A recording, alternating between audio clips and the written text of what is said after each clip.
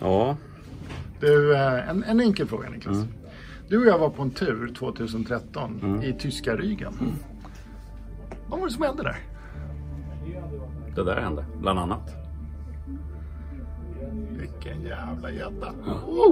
Ja, nej, men jag skulle säga att den 24 februari 2013 hade jag ett av mina absolut bästa fisken. Jag fiskade med en McRubber. Och på 3 kast så fick jag gäddar på 11,2 och 12,1 kilo. Och ett skatbo emellan? Då? Ett skatbo emellan. Så egentligen var det 2 kast? Ja, plus att jag var i kontakt med ett gäng 10 till den dagen. Det var helt brutalt alltså. McRubber för mig, det är helt klart ett bete som förändrade mycket utav fisk i Sverige. Det här grundvattensfisket efter gädda med gummi. Det tycker jag McRubber satte standarden för.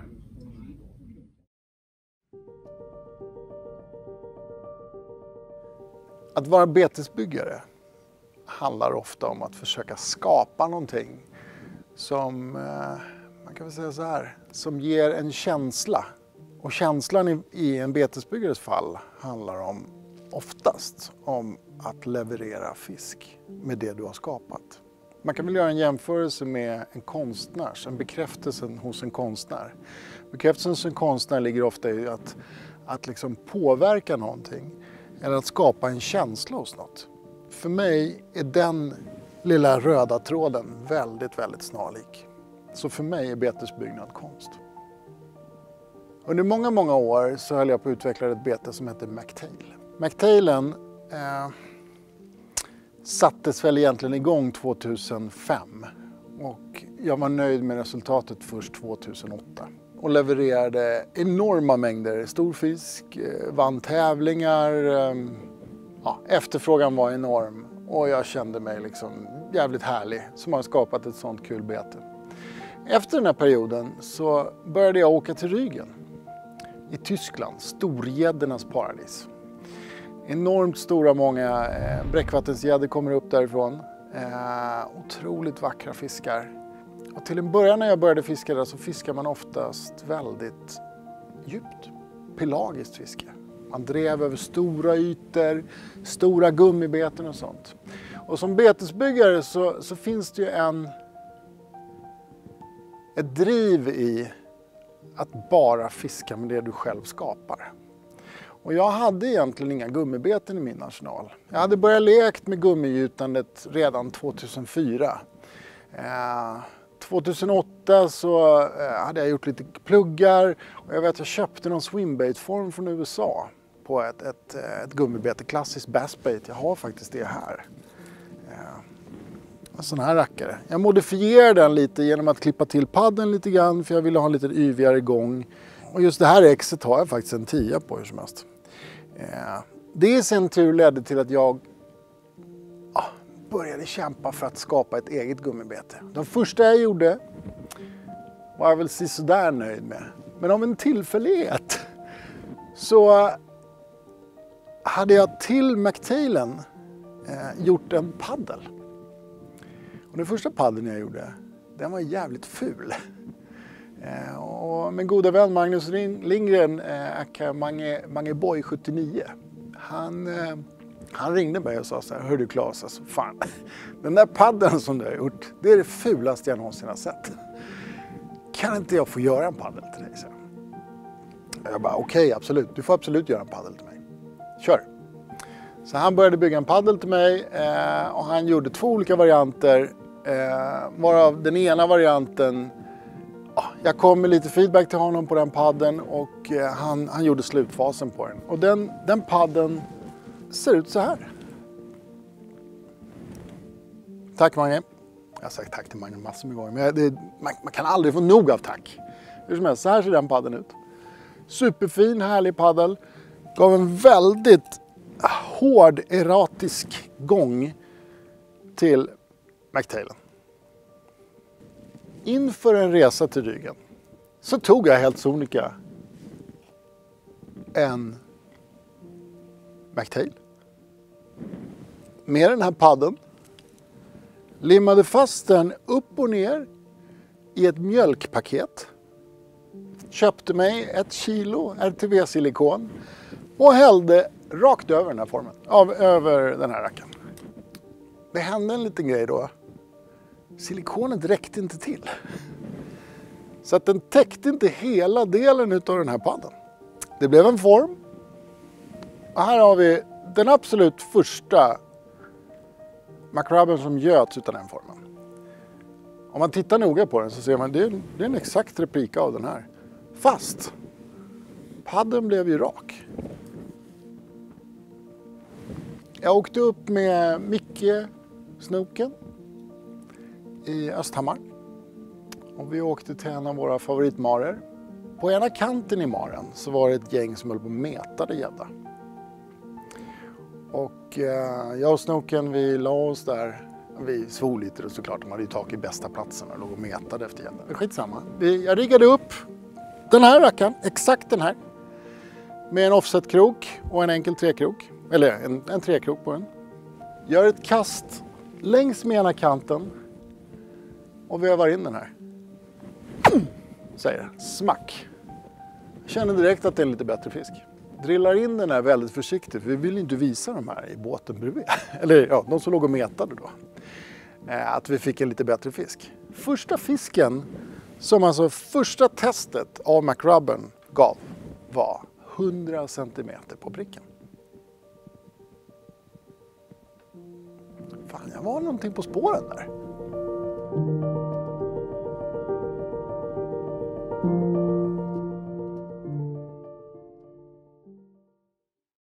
Vi är just nu i Blekinge skärgård och det är kallt som fan. Vi har brutit is här på morgonen och vi fiskar lite old school idag. Gammaldags handgjuten McRubber i brun motoroil. Inte fan nappar för det. Som vanligt är det så när man är ute med den där Philip så han ser till så att vädrets makter är ondskefulla och ger oss ångest. Usch! Men vad gör det? Vi ska kasta, vi ska kriga, vi ska in i kaklet och vi ska fånga dem. Gädduslingarna kommer rada upp sig här på löpband så vi kan göra en klassisk Tetris av alla dess storlekar. Så det är så.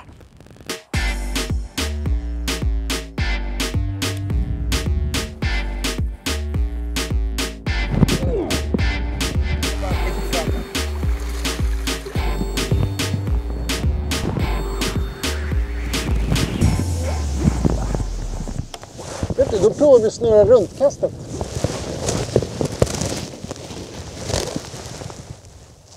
Det kan vara så här professional overall om man gör det. En ny teknik jag provar just nu.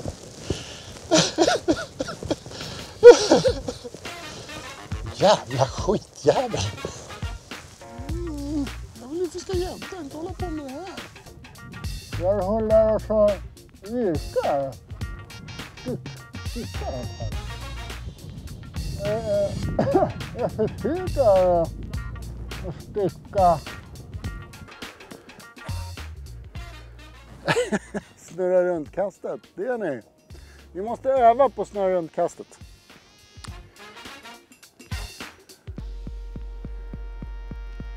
Oh! Den där! Så är det. Mediterat lite, fixa lite. Ja, då får vi en fin gädda på kroken. Ja. Superfin. Solid, vacker.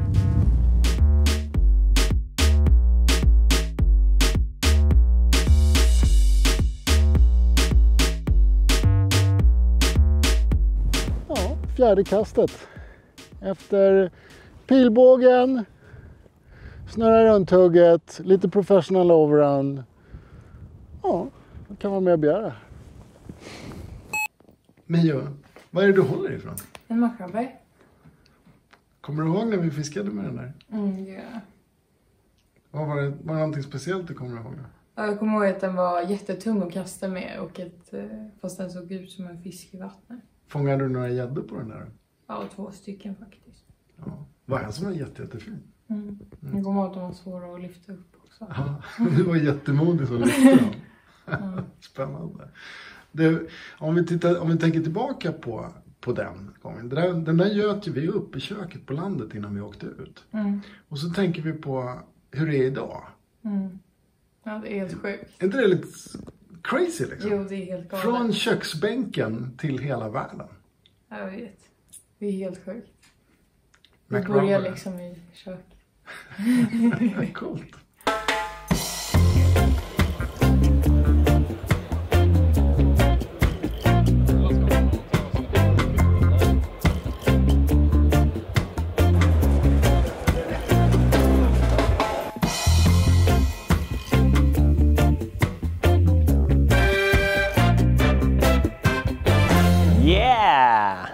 Okej, då kör vi. Min historia hur McRubber kom in i mitt liv. Eller mitt fiske. Ganska rolig historia. Jag har varit väldigt tajt med Claes i många år. Jag har fiskat hans hårdbete. Och en dag så damp en McRubber ner i min brevlåda. Det var ju en McTail med paddel som Claes bara göt av för att testa och se om det funkar. Jag sprang ju ner till sjön direkt och skulle prova den och tar 4 gäddor omgående och blir av med paddeln. Och jag tänkte så, shit, nu kan jag inte fiska mer med den. Så då hoppade jag i och hämtade paddeln på botten och limmade ihop den. Sen dess har jag inte fiskat med den. Jag tror detta kan vara 8 år sedan. Något i den stilen. Och gummitrenden, tack vare en McRubber så har det kommit jättemånga andra gummibeten. Och det är ju Claes Svartzonker fel alltihopa.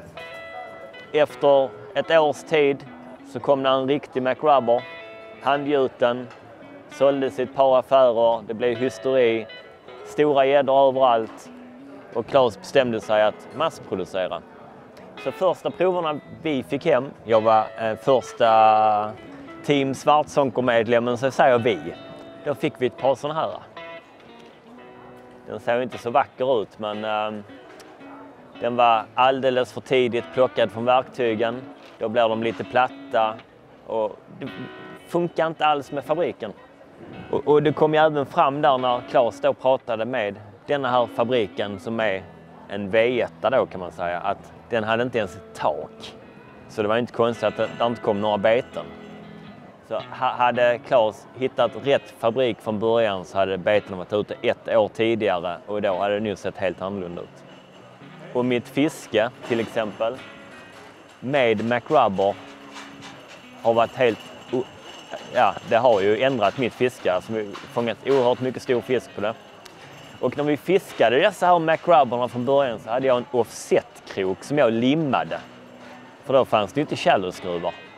Det funkade på grundvattnet men de gick ju fort sönder som att kroken hela tiden åkte ut. Då fick man sitta och limma och vatten och lim, det går inte så bra ihop så de gick fort sönder. En dag så bjöd jag ner Claes till Skåne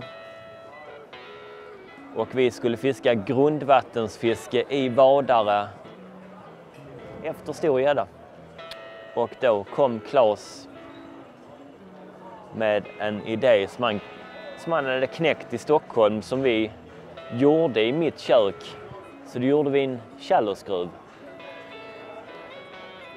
Och alla vet ju vad en shallow-skruv har gjort. Alla vet ju vad en McRubber har gjort. Så det är lite historia. Och vårt första pass då med shallow-skruv och det var till och med en handgjuten Big McRubber.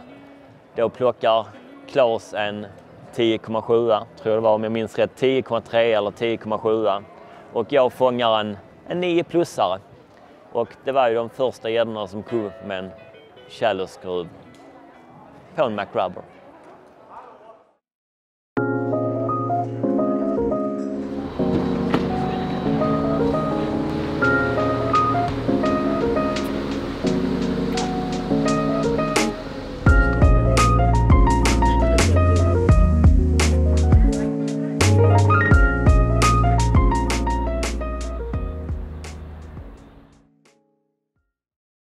Ja, min historia med McRubbers.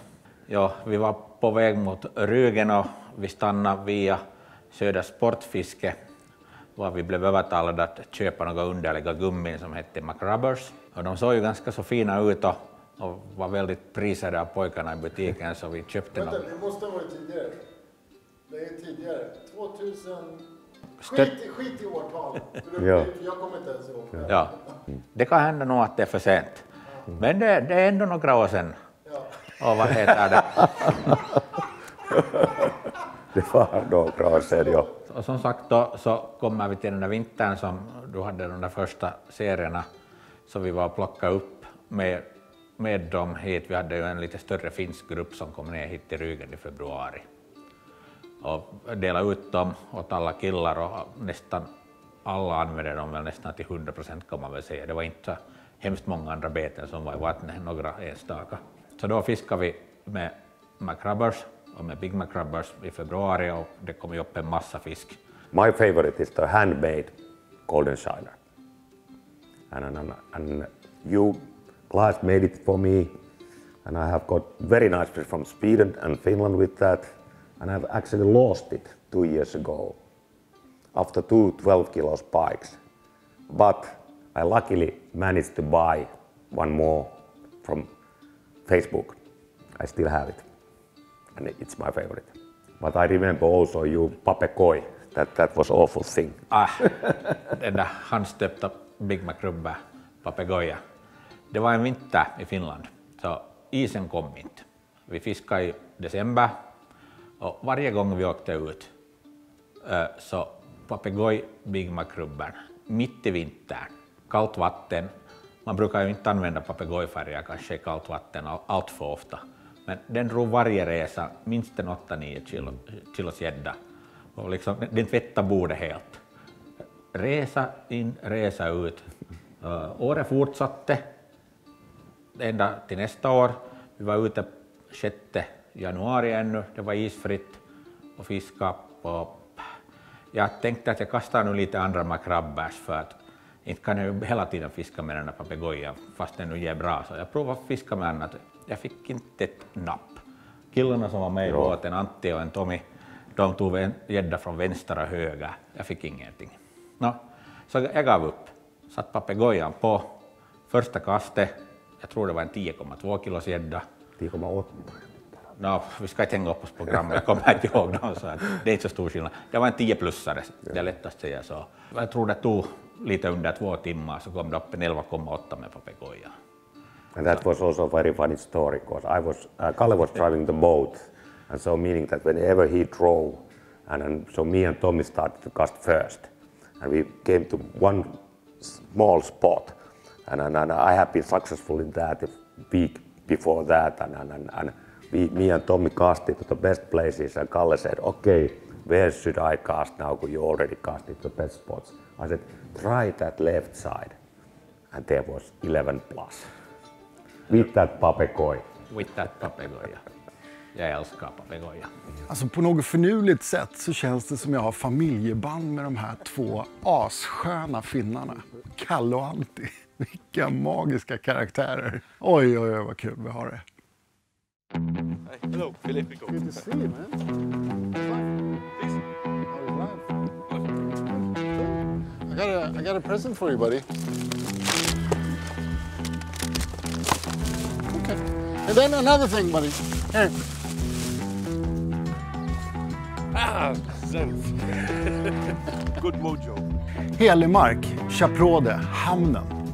Det här stället har gett mig så många oförglömliga minnen. Och just nu står jag här bredvid Mattias Fyrman, ägare till Team Bodenangel och en av dem som satte igång det moderna gäddfisket här i Tyskland efter stor gädda. Nu ska vi ut och se vad vi kan åstadkomma med ett par McRubbers. We have no...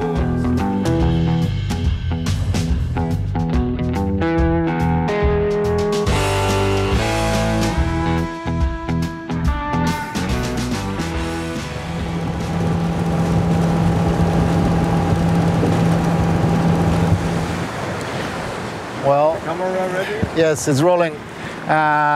We just came out on the water, and Robert from Team Bodenangel, they caught a 109 centimeter fish in their boat, and we're gonna have a look at it. We're gonna see one of the classic Bodenangel hechts. Well done, guys! First fish in the net this morning. Beautiful. And on the back pike walleye pattern. Super cool, buddy. All right. Nice one. Show this beauty. That's a beautiful one. Yeah. Perfect. A nice one. Pursuit. It's perfect. It's 9.35 with the bag. Yeah, so And it's, 9.1. 9.1. Yeah. 9.1. Congrats. Super! Super! Yeah, a couple of years back, I still remember a weird Swedish guy showing up here, shouting, singing, laughing, whatever. So I thought, man, what's this? What's this kind of a guy? And he told me he's building his own lures. And yeah, it was more like a torpedo-looking lure with a hammer tail, and I would have never expected that you can catch a fish on it, because it looked weird. It was just the beginning of some hand-poured baits, but it did. It fucking did a great job, and he convinced us all, and it totally changed the game of the fishing down here, because Big Pike loved this lure, and they went crazy after it. I caught a shitload of fish on this lure. Yeah. That's probably the whole McRubber story. There was a time when every client that came to us had to have a McRubber in his tackle box to catch a big pike. And yeah, it still is. And the story continues. Yeah, you brought a bunch of rubber sheds. I still remember there was a red one, a green one, and a blue one. And I think, yes, only on that trip we caught, I think it was like 15 fish over 10 kilos. Yeah, that was an amazing trip where we had to start from the Wittua ferry. I still remember, because of the cold winter and the ice up here at Chabrode. And we had so many big fish. I think we had, in the last 2 weeks of the season, we caught like 60 or 65 meter pikes. I counted them. And I think almost 80% fell for this lure. So it was just crazy. Yeah, you can fish it in summer and winter, slow, fast, whatever you like. Somehow the appearance in the water, the signature leaves with the tail, it somehow works for the big pikes. They just love it and they go crazy. Killings, Team Bodenangel, fiskarhistorier. Balkov och gänget var i hög form. Maten var fantastiskt god. Vi garvade och hade en superhärlig kväll. Jag längtar ut i vattnet nu. Första kastet, första väntan. Ja, det är som lilla julafton. Ryggen, nu kör vi. Ja, den här grejen i mitten. Ja. Nice fish. Really hard strike though. Not that big, but really hit. It's a good sign. Do it. Landing with the net, yes? Yeah, do it. The first cast. The first cast. The first cast is the deepest. So, The Boden is showing a good sign today. Jesus. Really nice take.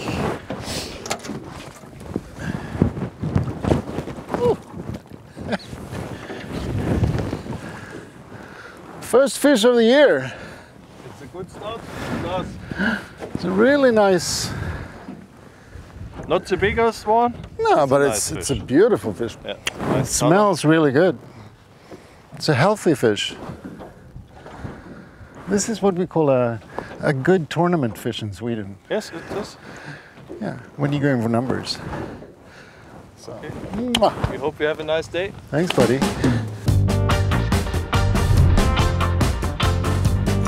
Yep.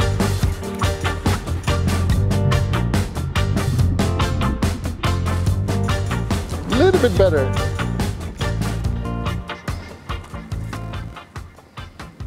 Booyaka! Petri! Leberwurst. Leberkäse!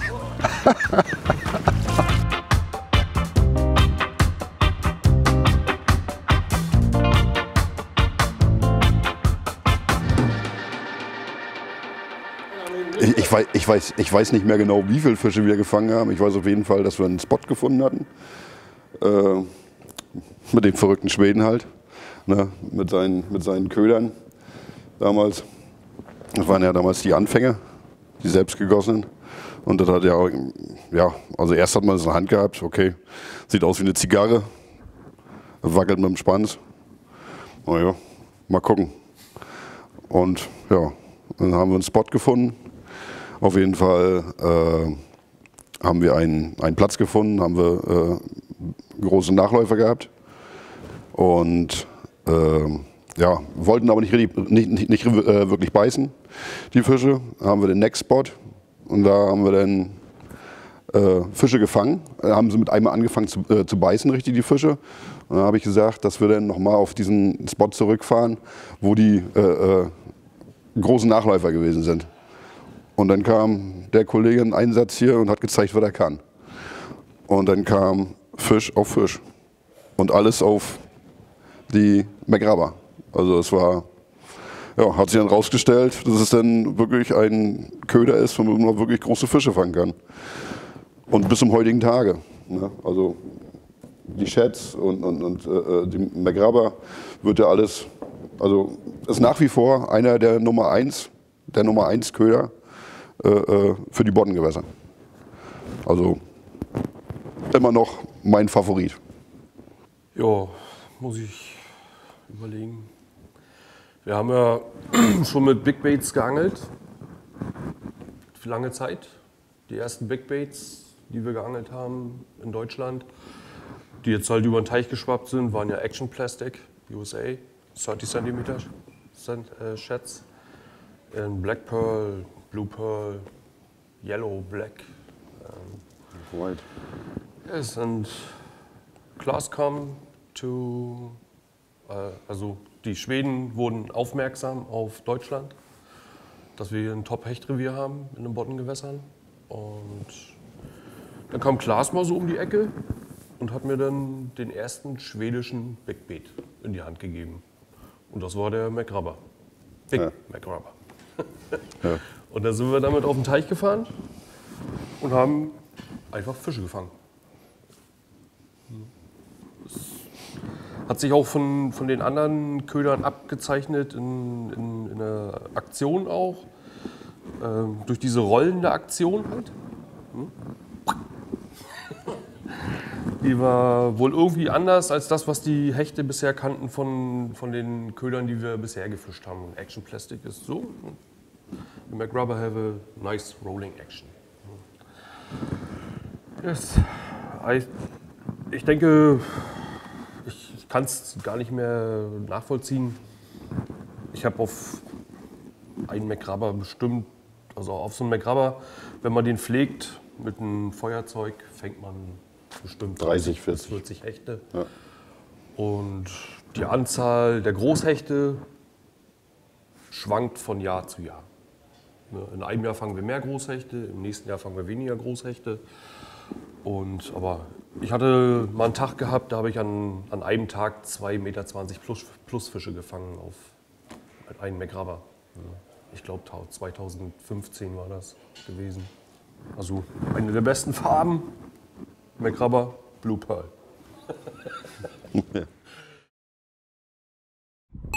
Fick en jättefin jävla alldeles nyss på en sån här McRubber. 10 kilo och 70 gram. 116 lång. Ska ni hänga med och kolla på det?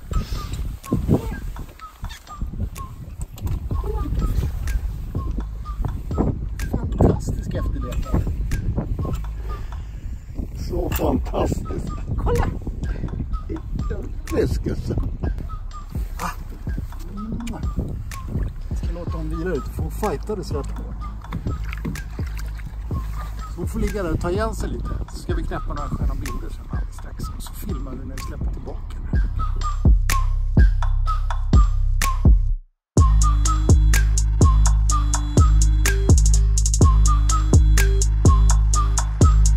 Nu släpper vi tillbaka här.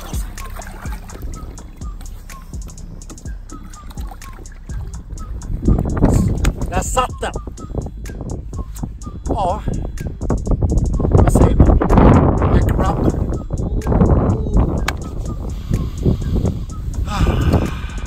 Man blir lite shaky, va? Shaky Steven varje gång man får träffa en sån här magisk fröken.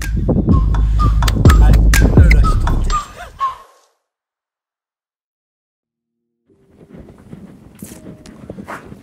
Ni häng med här. Nu ska jag visa er lite grann vad som har hänt. Det här är ju vårt lager. Allt som ni ser här framför er är McRubbers i olika varianter. Häng med och kolla. Här har vi en del av vår Real Series. Levererade väldigt bra i senaste Pike Fight. Här har vi en annan variant. En lake och strömming, fotoprintade varianter. McRubber Tail. Fantastiskt bra. Tjo och tjimgeter. Den här med en 10-0 och en 10 grams jiggskalle. Fiskar ner dem på branterna. Superbt. Nu ska vi se vad vi har för härliga. Här har vi en klassisk old school perch. Jag är lite svag för sådär gamla traditionella amerikanska färger. Ja, här har vi den klassiska Max Strong. Den här designade Maximilian och Vincent. Fantastiskt fin. Tack grabbar. Vi går vidare, ska vi se om vi hittar några härliga flash. För de är jag jäkligt stolt över. Det finns en sak som är jävligt coolt när man går omkring här på lagret. Som man lätt faktiskt kan glömma, eller som jag lätt glömmer. Det är att jag började ju med att gjuta de här McRubberna själv. Och då fanns inte det här lagret och det fanns ingen ambition till det heller.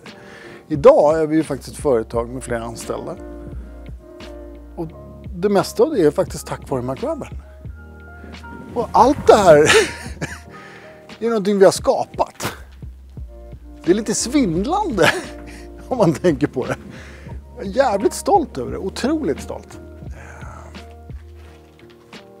Jag blir lite tagen och sentimental när man tänker på det. Vi går vidare istället, kom.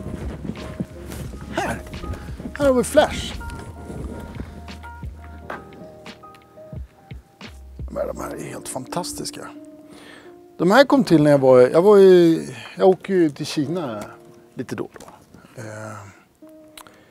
Och hade länge, alltså det här är egentligen ingen nyhet liksom. Det som är nytt med de här är att vi har gjort det så att flashen är väldigt klar. Det finns flera andra leverantörer som har hållit på med det här långt innan vi gjorde det. Jag menar, Berkeley, Musk Innovations och flera andra märken också.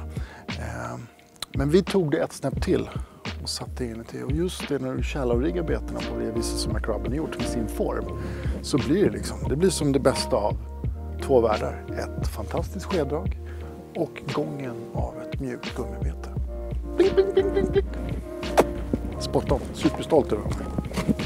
Jag menar, kolla då och se hur utvecklingen har gått liksom. Här har vi en massa tackel. Jag menar, när vi började med det här, det gjorde man ju alla sina stingers själv. Jag menar, det här med stingers, det är inget nytt för mig eller för många andra heller. Jag menar, jag höll på och gjorde stingers liksom på 90-talet liksom. Då fiskade vi vanliga tjadjiggar. Men sen har vi tagit, och då fanns det inga stingers att köpa färdigt. Då har det ju massor med folk som gör dem. Det finns ju betesbyggare som bara pysslar med att göra stingers, super-custom-varianter och så vidare. Och alla företag har sina egna. Men det vi har gjort, vi anpassar våra stingers efter våra produkter. Det vill säga efter hela McRubber-familjen. Men det var ju också en grej som vi insåg rätt tidigt. Här har vi då McRubber Big Bass liksom. 12,5 cm, perfekt liten snack. Alltså det som är så mångsidigt med just det här betet McRubbern är att den fyller en funktion för så många olika arter och för så många olika tekniker. Men utgångspunkten är densamma. Det vill säga en lite tjockare kropp, en bred paddel som flyttar mycket vatten och ger mycket syn i vattnet. Fransmännen älskar de här till sitt malfiske. De står och fiskar mal i Paris liksom. Här är en väldigt sentimental färg. Vår klassiska Rügenströmmingen. Jag undrar hur många 10 kilos just den här färgen har tagit. Ja, vi snackar hundratals. Skönt. Sentimentalt och härligt. känner mig stolt. Gå vidare, kolla här uppe.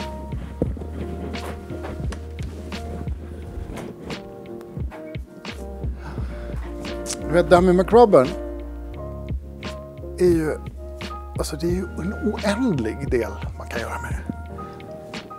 Det blev väldigt populärt och någonting som vi upptäckte liksom ganska tidigt. Jag menar, tidigt när jag göt jiggar så blev det ofta så kallade pyttipanna-jiggar. För då höll vi inte på så mycket med färger utan vi smälte gamla gummin och hej och gjorde gipsformar och så. Och då var de flesta jiggarna var bruna. Och det var flera av oss i Sverige som började leka med någonting som vi kallade liksom med transparenta eller liksom inkognito-jiggar eller stealth-jiggar. Så vi drog fram en hel serie med stealth-serien blev fram. Och här har vi en Big McRubber. Svart med lite blått glitter. Otroligt naturtrogen. Så här ligger en hel uppsjö med enkelfärgade McRubbers i olika liksom varianter. Här har vi en liksom lite regnbågsfärgad historia som den syns ju inte så mycket i vattnet. Men det många inte tänker på är att gäddan ser ju egentligen mer med sin hörsel så att säga. Gäddan har ju liksom öron längs med hela sidan. Så varje liten signal känner den av på flera meters håll. Så då McRubben flyttar mycket vatten med sin stora paddel så får den mycket uppmärksamhet ändå. Och då kan det ibland vara så att ett bete som bara liksom dyker upp från ingenstans, som knappt syns, är lite mer tilltalande eller mer naturligt. Så i vatten där det är hårt fisketryck kan naturfärgade eller stealthfärgade jiggar vara fantastiska. Här är en annan favorit. Natural Motor Oil. På tal om bruna jiggar. Nu är det lite mörkt här men det skiter jag i. Kom hit. Här är ni den minsta McRubben vi har. McRubber Bass. Och det är en McRubber. Den har en lite större paddel. Superbete för abborre. Första gången jag fiskade med de här maskingjorda varianterna var faktiskt i USA. I Minnesota. Jag fiskade bass med dem. Det var otroligt häftigt. Jävligt coolt. Och det i sin tur blev McRubber Shad har vi gjort. McRubber, här har vi dem. McRubber Shad, en liten slimmad variant. Lite större för abborre och gös. Men inte nog med det. Det som är så fiffigt med gummibeten är att det finns så mycket användningsområden och saker runt omkring dem. Jag har tagit fram en hel uppsjö av olika jiggskallar. Olika färger, storlekar som är anpassade för det vi tycker i gummibetesvärlden. Liksom. Och till det så har vi då olika storlekar på shallow-skruvar. En större variant och en lite mindre variant. Sky's the limit!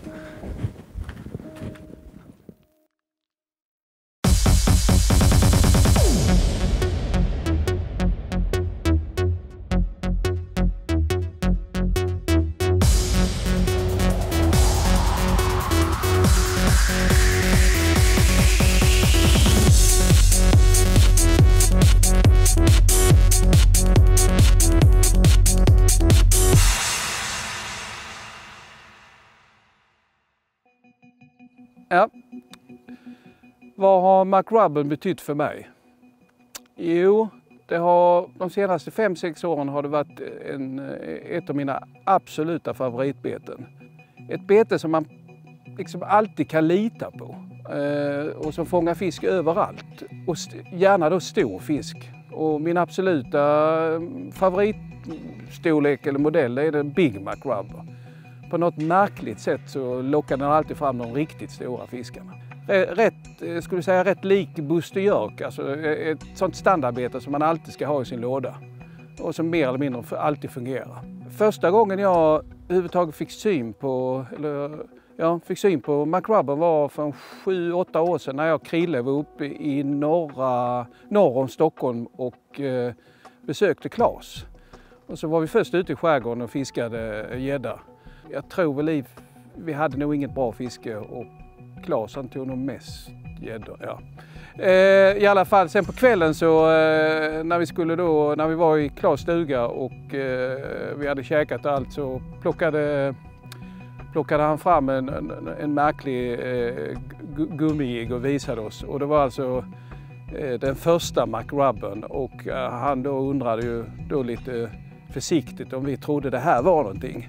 Och så fort jag fick syn på det här så insåg jag i alla fall att det här kommer slå, alltså det här kommer bli en hit. Ja, och det visade sig ett par år senare, jag tror det var 1 eller 2 år senare, på Rygen när vi fiskade gädda där så hade Claes med sig några sådana här handgjutna McRubber.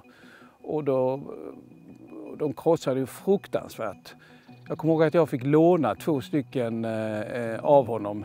Jag tror de var blåsilver eller något sånt där. Och sen fick jag faktiskt någon vecka senare lämna tillbaka dem till Claes. För att han ville ha tillbaka dem men jag fick inte behålla dem. Det var väl andra som ville ha dem då helt enkelt. Jag själv lyckades aldrig ta någon riktigt stor gädda. Upp till drygt 9 kilo. Men många av mina kompisar tog riktigt fina gäddor på McRubber. Men annars har jag ju själv här alltså i Sverige.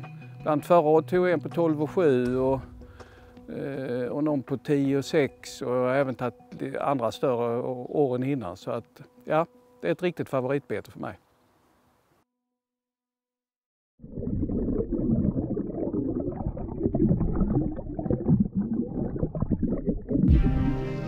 Vilken sjuk fisk vi fick ändå.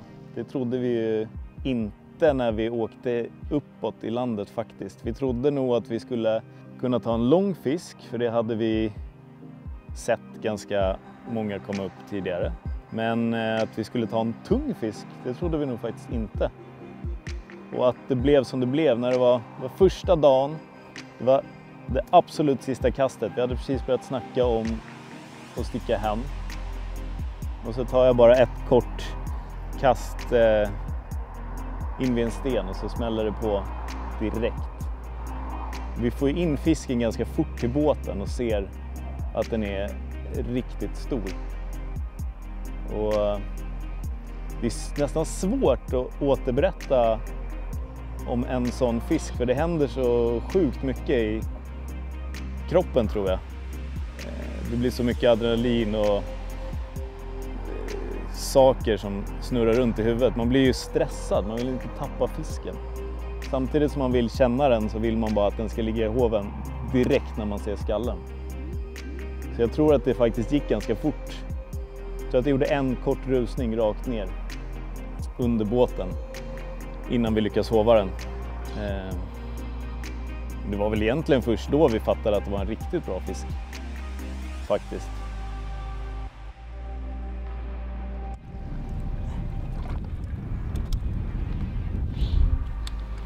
Satt bra i alla fall.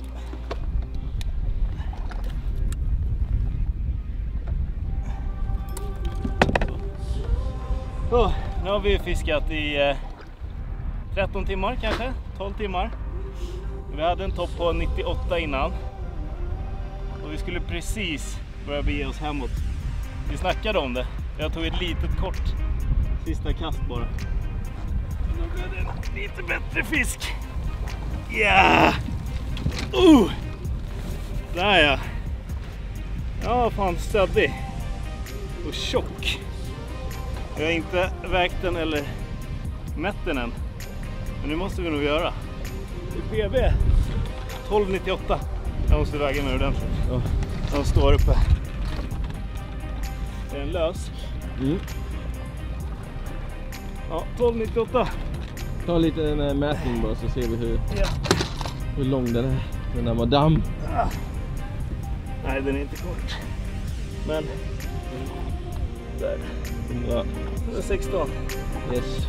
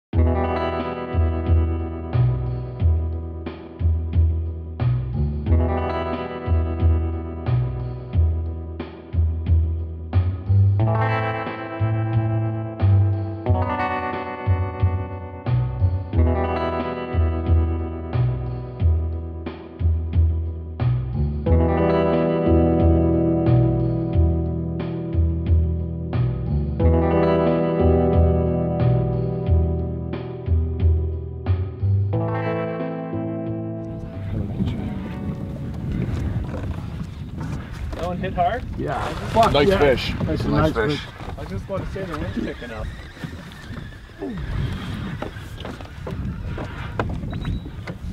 I shut it off, John. Yeah, I'm just gonna give you a little story. Oh, that's a skinny one. Yeah.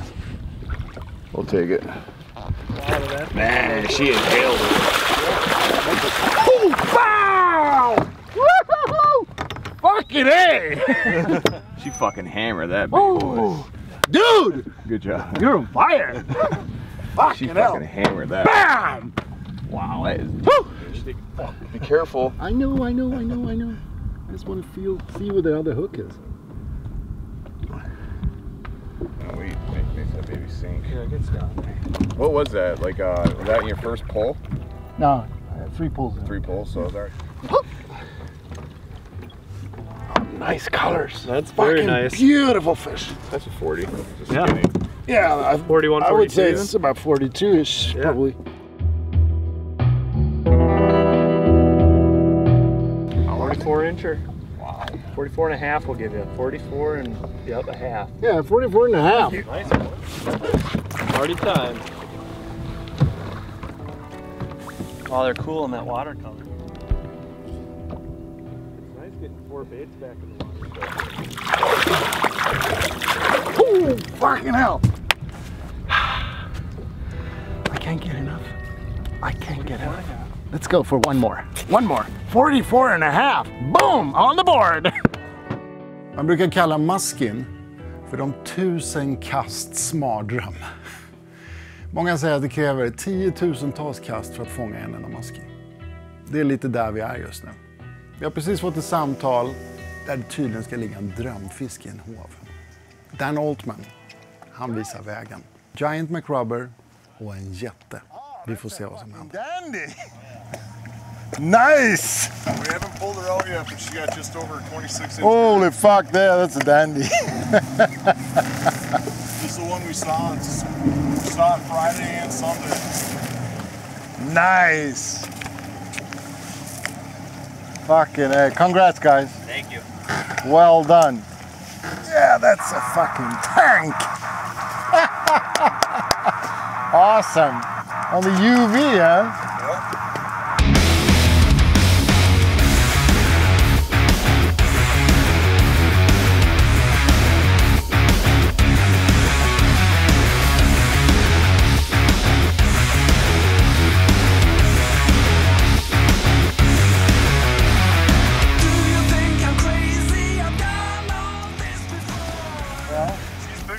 I saw her 3 times Friday and 3 times on Sunday. I think that's the one that I had up here the very first day with Chris.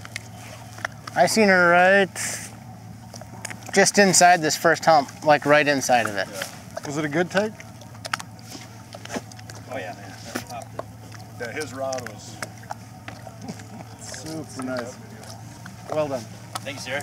Thanks for giving him the bait, huh? Yeah, thanks for fixing that up. Super sweet. Too bad she came around the front because the camera was right here, but she came around the front and I don't think it would have got it. But oh man, that was sweet. That's cool, guys. Thanks for coming over. Yeah, thanks for calling us, Oh, man. yeah. Super, yeah. super sweet, guys. That is a big one. See you when we get in. Yeah, I'll see you guys later. Yeah. Wow. That was a tank. Oh, that's what they look like. I know. But it was a while since I saw one. We're the worst fishermen in the world.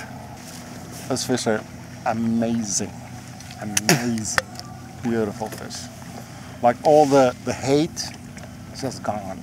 Just pure love. I'm gonna go back out to the circus. Yeah, we go to the candy shop, guys. Yeah, okay. All right, when 2014, had Klaus and Martin come up, dropped in on the plane, getting the rundown camp, talking about it, they threw out these baits, opened up their tackle.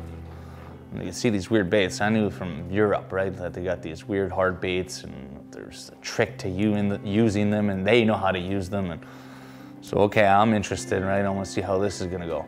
Threw out the baits, looked at it, they look great. Nice big rubber, good sized rubber baits, got trebles on them. You know, nice colors, got some good whip to them, nice action. So I said, okay, this can be interesting, right? I want to see how these work. So we get on the water. Wasn't long. Didn't take long. Klaus and Martin, boom, boom. They were just hitting fish left and right. And they're laughing their asses off, having a good time, and then they're checking out them. And that's when I start really looking at the baits, really looking into them after that. Seen them casting their pike. Okay, I'll go to their tackle. I'm looking at their baits. Really analyze it. Oh, you know, this seems like it's doing the trick. And then now you got the new baits. These Klaus came out with the McRubber. You got different sizes. This size is the probably medium size, and this is the UV. Looks like a white shad. As you can see, it's all torn up. Pike were killing it left and right, and that's where I got the big trophy on it. The 45 3/4 at like 22, close to 23 pounds. 22, 23, it was 23, yeah. 23 pounder. Yeah. And this is it. This is the bait. Put a little weight on there. That's the key, and it doesn't go too shallow. I like that. I mean, it doesn't go too deep. Just below the surface, and just swims and boom. That's how I caught that big fish with this. I was just checking it out in the water to see, make sure it's swimming right. Make sure I had these pins in perfectly, right? So I put the pins in, okay, threw it out there, checking it out. Looks like it's swimming. Whoa. Big pike came out of nowhere, big mouth wide open, just crushed it. Zipped the line. Oh, that was that moment I'm gonna remember for my life. That time was just grand. That 10 minutes there that we had. Oh, moment of a lifetime, definitely. That came out and I was just playing with it on the side there. Oh, it's a good one, dude. Oh shit. I was just playing with it on the side. Shit, look at that. Man, that's a fucking giant, dude. That came out of nowhere. You just popped right up. Oh. That's fucking amazing, man. I love it. Go, go, go, go. Well, this is how Garrett rolls it. That's a fucking tank, dude. That's like a 45-incher, dude. Yeah, it's a fucking tank, dude. This is a 10-kilo fish. Holy smokes, dude. Oh, nice beauty. Not a mark on her. I was just messing around with the lure to make sure it was swimming okay. Really checking it out, then whoo, he just came out of nowhere and crushed it.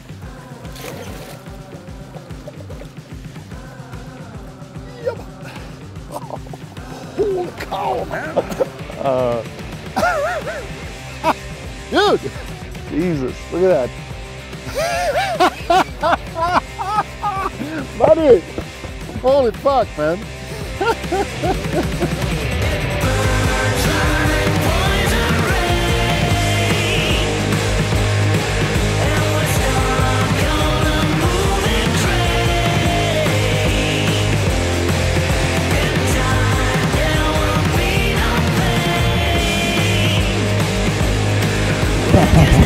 Oh, dude! Yeah, man. I love it. I love it.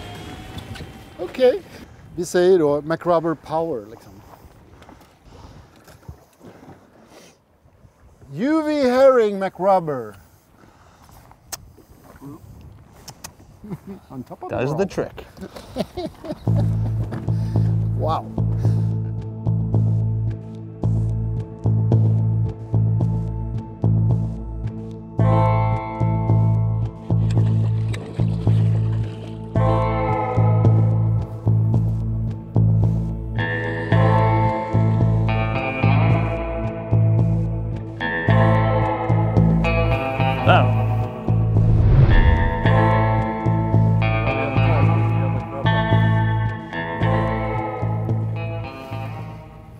Ni behöver inte känna pressen av att bara fiska med McRubber.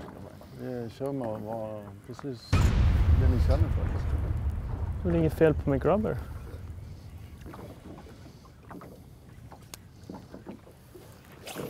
Det är glödhet idag. Skojar alltså. Tog ju bara stopp när du gjorde mothugget. Det är en pussare. Jag hjälper dig med den där lilla. Akta repet nu. Mr. Rossman! Jävlar vilken reda.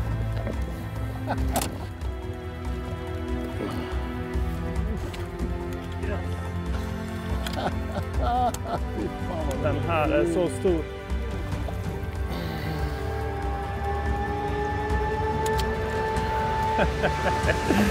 Fy fan, det var grymt. Ja, magiskt gubben. Magiskt. Vilken firre alltså. All right. 45-25. Så behöver vi en säck.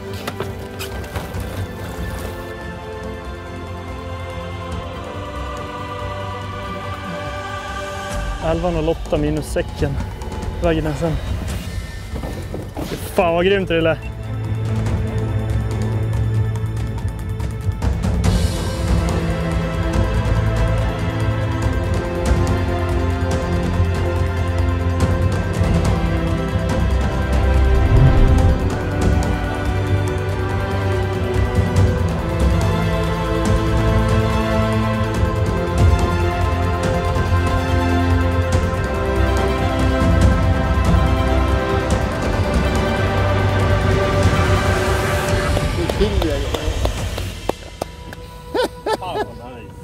Fan vad grym han är. Grymt. Nej, det är du som är det gubben. Vad fan, värsta maskinen. Hörru. Ja. Grattis. Fy fan vad kul. Fy fan vad grymt det var. Värsta maskinen alltså. Ja!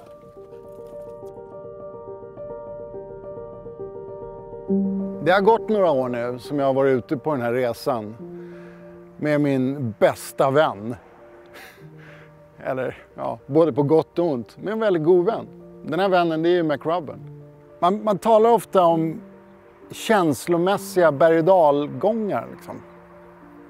Och McRubben har gett mig så otroligt mycket glädje. Men samtidigt ganska mycket huvudbry också. Den här hårfina linjen mellan att ta någonting som man känner som ett hantverk och ta den hela vägen ut till en massproducering för att kunna dela med sig av andra. Den resan är rätt svår. Men det även McRubben har gjort, det är att den har gett massa arbetstillfällen för många andra. Massa enorma glädjen i form av stora fiskar eller härliga fiskeminnen. Det är med stor stolthet och faktiskt vördnad. Jag blir rätt sentimental när jag står här och försöker liksom sammanfatta liksom hur de här åren har varit. Jag skulle vilja summera det på ett sätt. McRubben är väl egentligen det betet som jag är absolut mest stolt över.